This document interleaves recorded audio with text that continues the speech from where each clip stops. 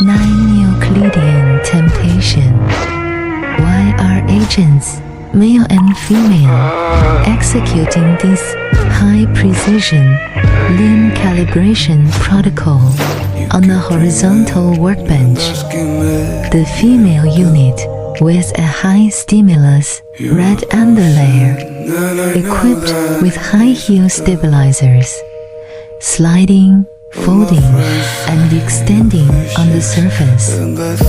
He pushes, she rebounds. He suppresses, she blooms. This is an ancient, dangerous coding language that runs without a compiler.